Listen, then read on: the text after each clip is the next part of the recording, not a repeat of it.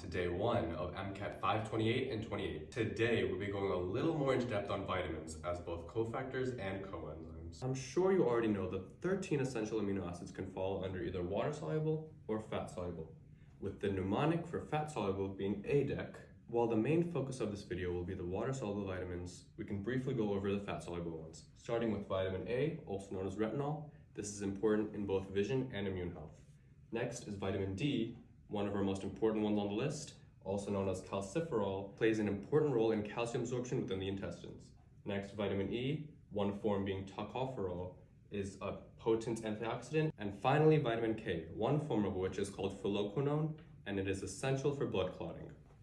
And as I mentioned, the most important one here to note is vitamin D, known as calciferol, and through activation by vitamin C, known as ascorbic acid, it can be turned into calcitriol, which better allows for calcium absorption within the intestines. Let's get into the water-soluble vitamins, starting off with vitamin B1, also known as thiamine. Not to be confused with thymine, which is a pyridine.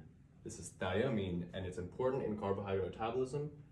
You can also see vitamin B2, also known as riboflavin, is important in metabolism and RBC production, and these are common themes among a lot of the B vitamins. Notice the word flavin within riboflavin. That is important because flavins are an important type of coenzyme, one of which is a component of flavin adenine dinucleotide, which you may notice from the citric acid cycle among other places. Next up is vitamin B3, also known as niacin, and this is a precursor to nicotinamide adenine dinucleotide, which you can also see is a similar name to FAD, and it is another very important metabolic cofactor.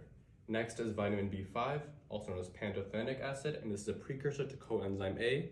Once again, common theme here, there's a lot of precursors to very important coenzymes of metabolic function.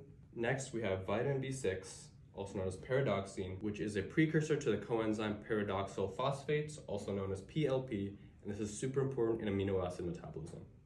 Next up, we have biotin, also known as vitamin B7, not much that you should know there for the MCAT. B9, known as folate, and this is important for cell growth and division, and something you should really keep in mind is that pregnant women, when they are deficient in folate, can have birth defects in their newborns, such as spina bifida. Next up, we have vitamin B12, which is one of our last essential B vitamins, known as cyanocobalamin, also known as just cobalamin. And last up is vitamin C, also known as ascorbic acid. This has a host of different functions, but as mentioned before, one of its most important ones is that it activates vitamin D to help calcium absorption.